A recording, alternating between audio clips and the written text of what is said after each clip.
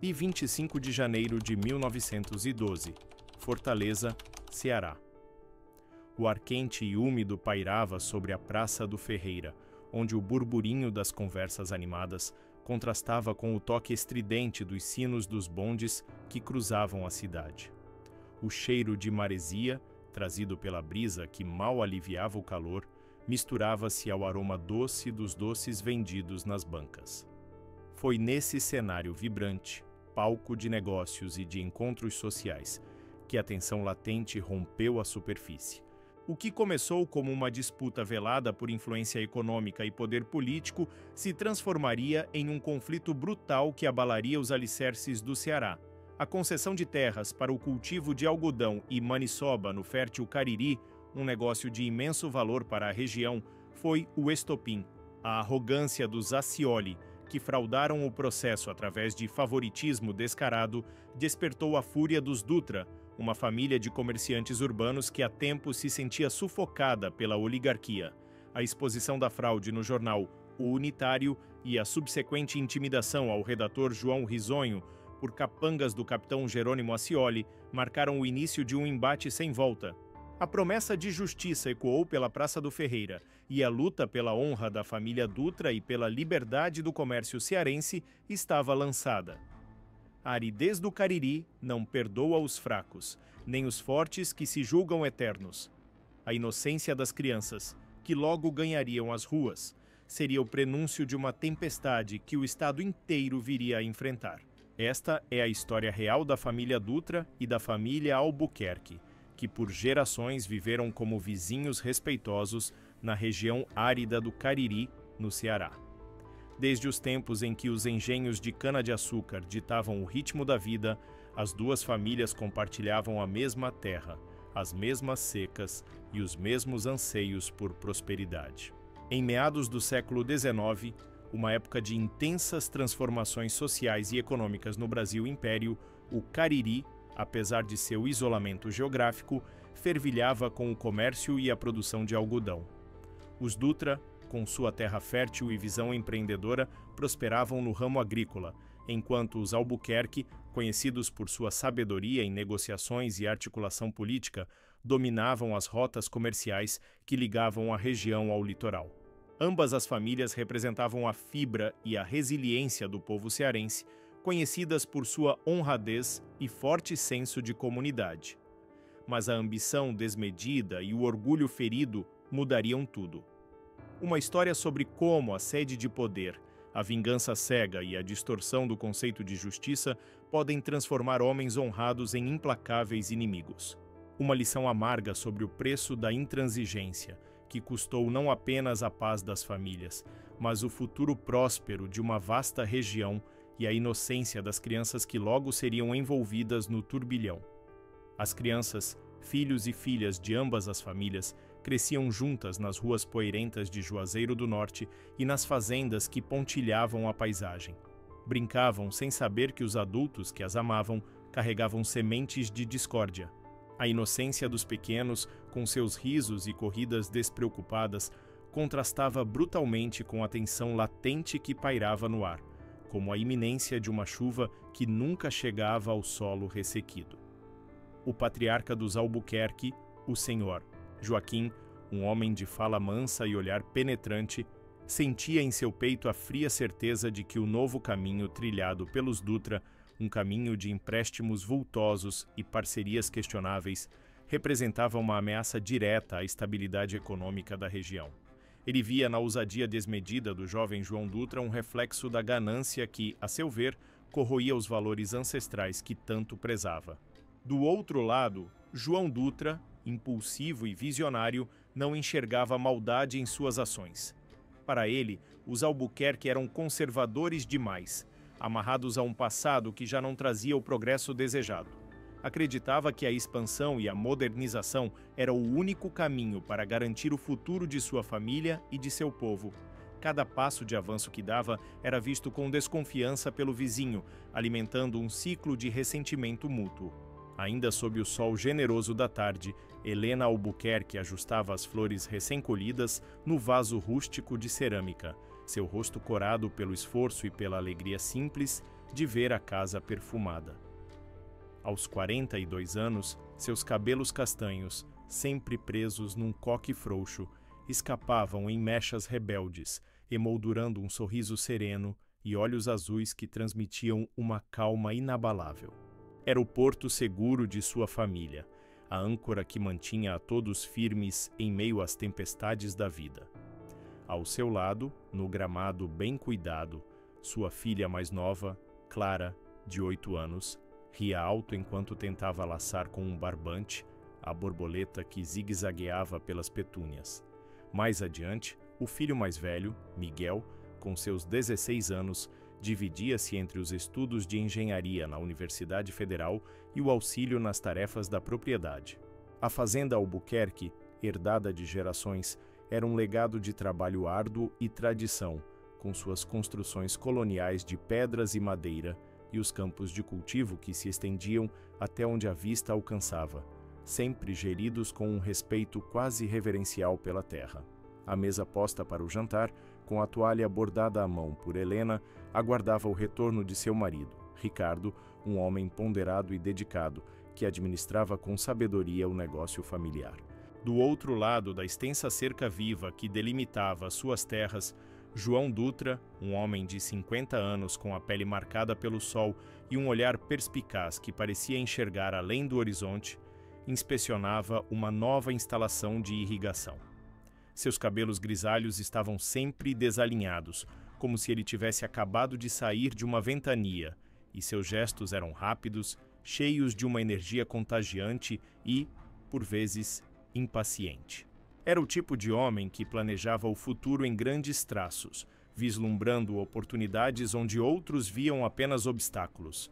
Sua esposa, Sofia, com seus 48 anos, era o contraponto de sua efervescência, uma mulher de alma artística, cujas mãos criavam peças de arte em barro que adornavam os cômodos mais íntimos de sua casa, conferindo-lhe um toque de aconchego e delicadeza. Seus filhos, o jovem Pedro, de 17 anos, que já demonstrava o mesmo ímpeto empreendedor do pai, e Ana, de 12 anos, com sua curiosidade insaciável e um talento para desvendar os mistérios da natureza, completavam o quadro familiar. A propriedade Dutra, embora vizinha, apresentava uma configuração distinta, com estruturas mais modernas e uma visão voltada para a inovação, sempre com a expansão como um horizonte próximo. As propriedades Albuquerque e Dutra compartilhavam uma linha divisória natural, um riacho sinuoso que serpenteava entre as duas fazendas. De um lado, as construções históricas, a alameda de mangueiras centenárias e o cheiro doce das flores de ipê que floresciam em abundância. Do outro, os galpões de maquinário recém-adquirido, os pastos que se expandiam para novas áreas e o som constante de trabalho e progresso.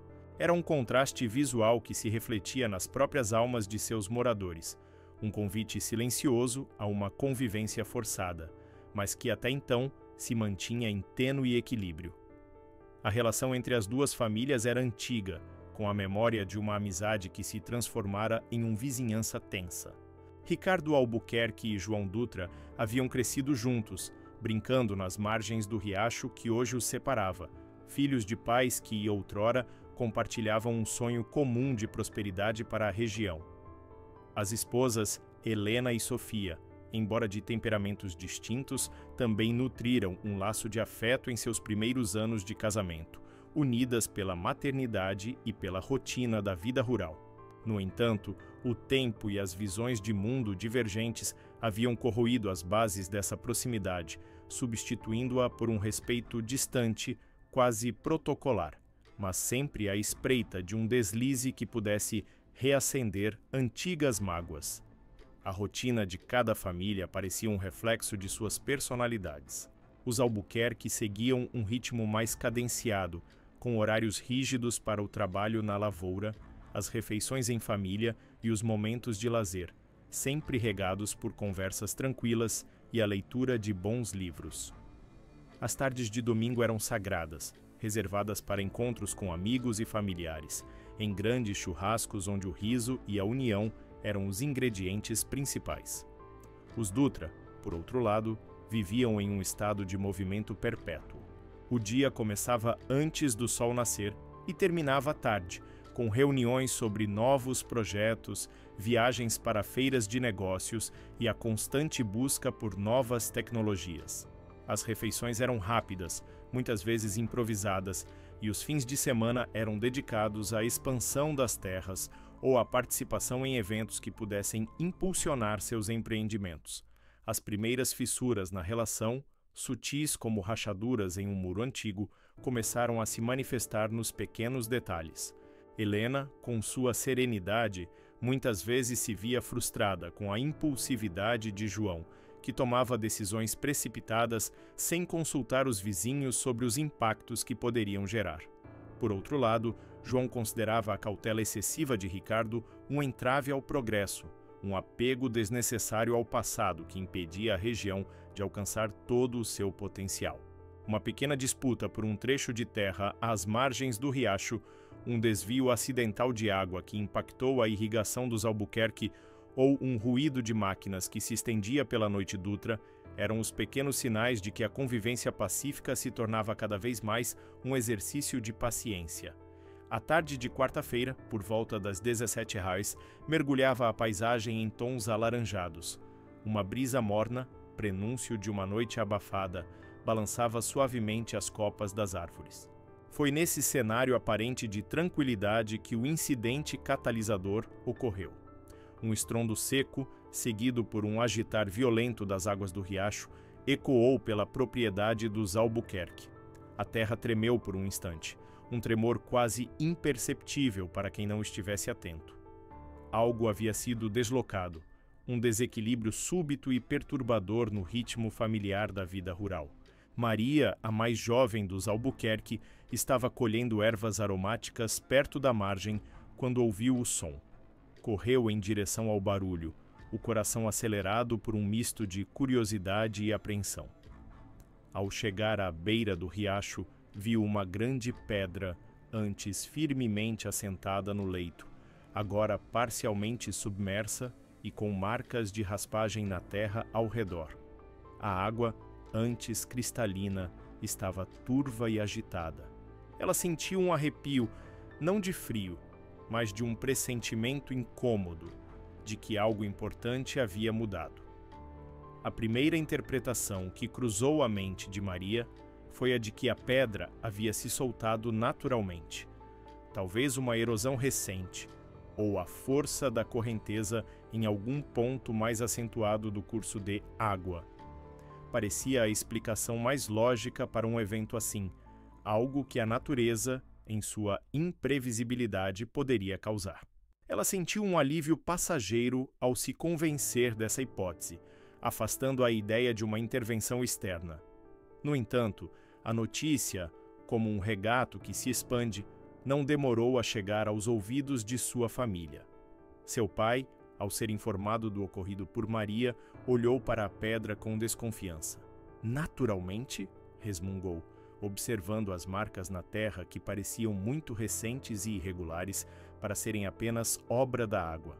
A semente da dúvida foi plantada, e logo a agitação e a confusão começaram a se instalar entre os membros da família Albuquerque. As suspeitas logo se voltaram para a propriedade vizinha, a dos Dutra.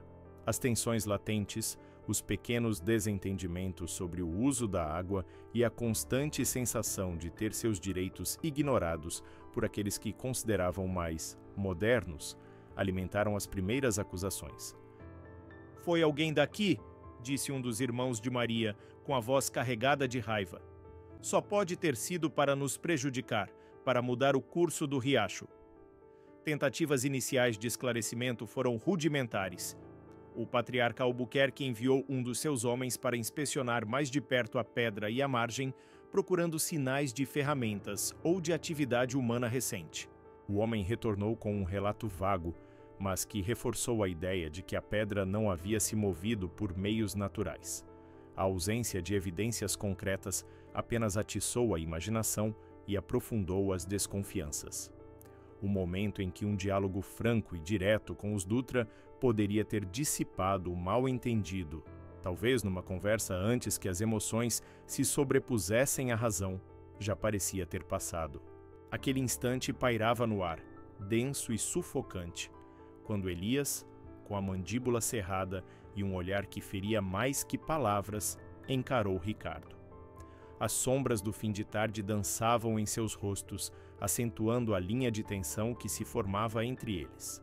O silêncio era um grito mudo, carregado de anos de coexistência forçada e, agora, de uma acusação implícita que emanava de Elias como um veneno sutil. Ricardo, por sua vez, ergueu o queixo, um gesto calculado de desafio, a sua própria defensiva começando a erigir barreiras invisíveis, mas intransponíveis. Você sabe muito bem o que aconteceu com a pedra, Ricardo. A voz de Elias era um rosnado baixo, cada sílaba pontuada por uma certeza implacável.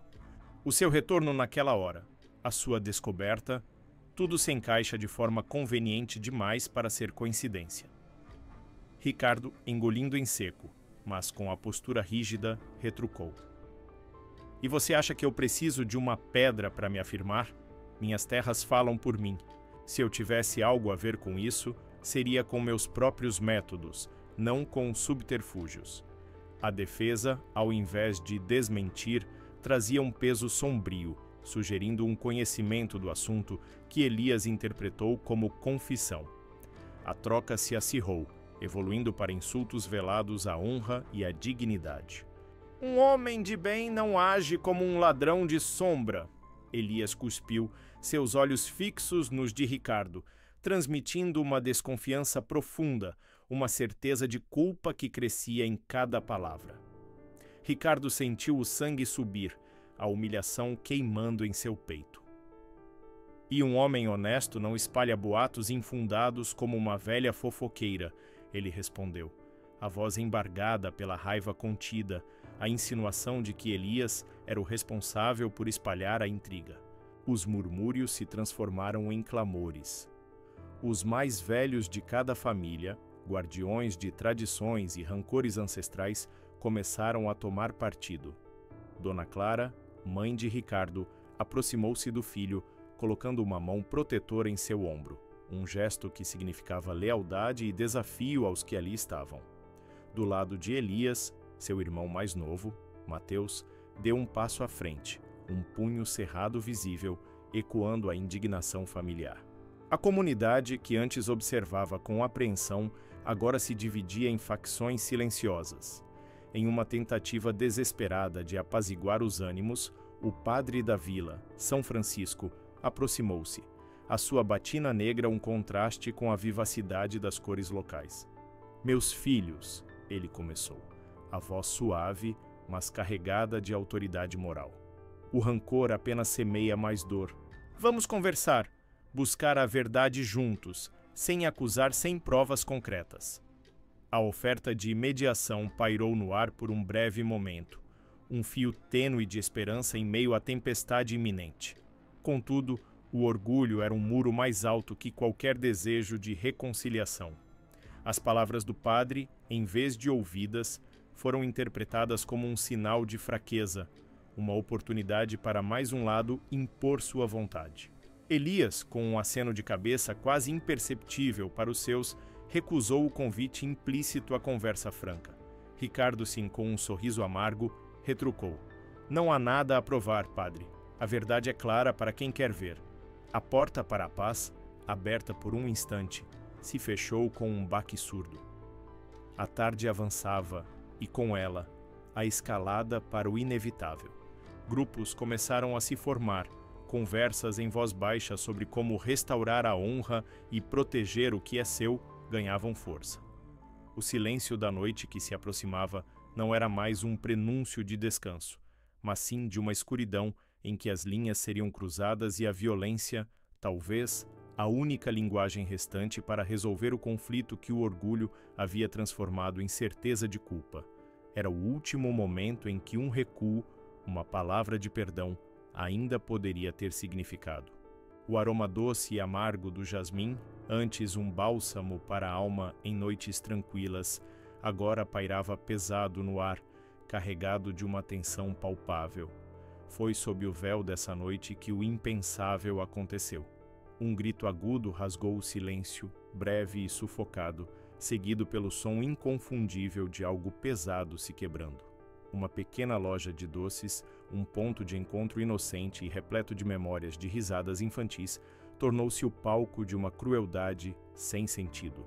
A porta de vidro, estilhaçada em 1000 fragmentos, cintilou sob a luz fraca de um poste, refletindo um caos onde antes reinava a familiaridade. O corpo sem vida repousava entre caixas de balas e sacos de confeitaria, um espetáculo chocante que desmentia a natureza pacífica do local. Os restos inertes de um jovem aprendiz que passava por ali em seu caminho para casa após um longo dia de trabalho eram o testemunho silencioso da brutalidade. Não havia motivo aparente, apenas a sorte cruel de estar no lugar errado, na hora errada, uma vítima escolhida ao acaso por um ódio cego que buscava um alvo qualquer para descarregar sua fúria.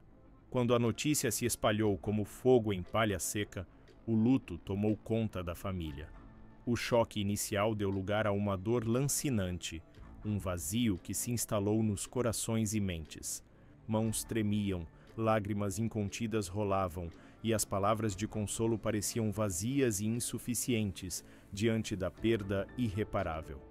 A inocência do falecido, sua juventude interrompida brutalmente, tornavam a tragédia ainda mais insuportável. Um peso esmagador que ameaçava afogar qualquer resquício de esperança. Mas o desespero e a dor não tardaram a se metamorfosear.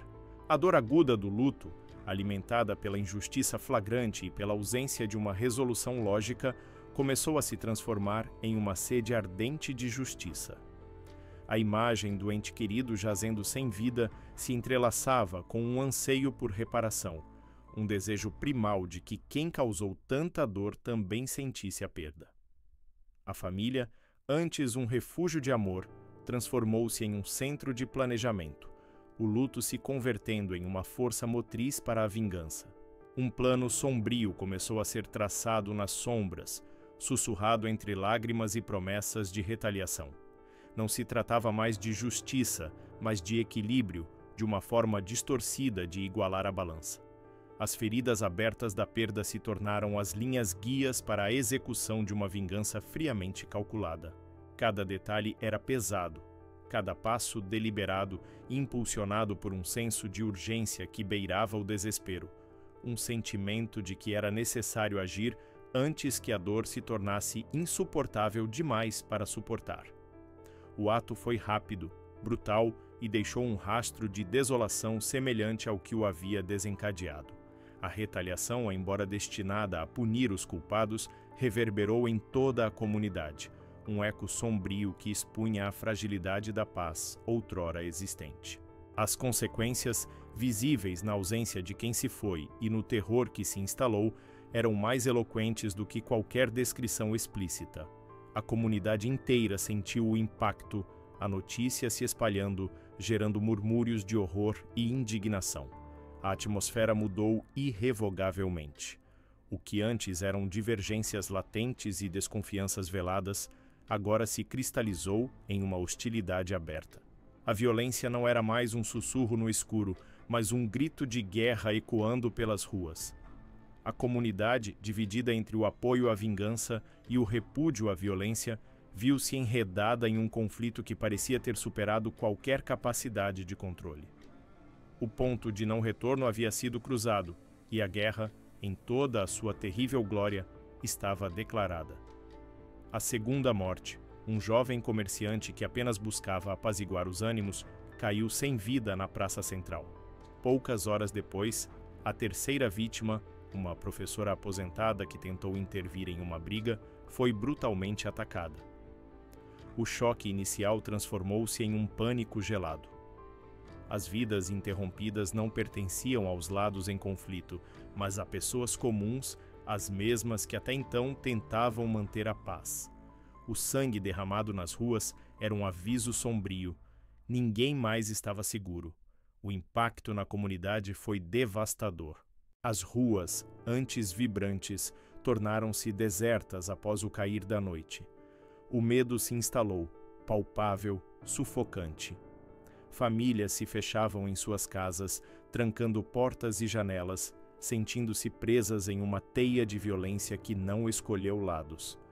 A desconfiança pairava no ar, cada olhar era avaliado, cada silêncio interpretado como uma ameaça. O outrora pacífico convívio social desmoronava sob o peso do terror. As autoridades, inicialmente relutantes em se envolver diretamente, viram-se obrigadas a agir. Patrulhas foram intensificadas, postos de controle foram erguidos nos acessos da cidade. Delegados e soldados tentavam impor a ordem, buscando dialogar com os líderes de ambos os grupos, impondo toques de recolher rigorosos.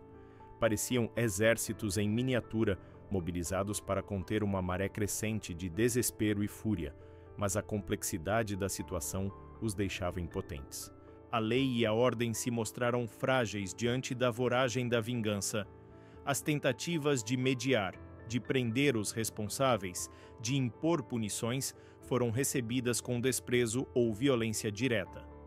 Os acusados desapareciam, os informantes eram silenciados e a própria autoridade era vista como um obstáculo, não um protetor.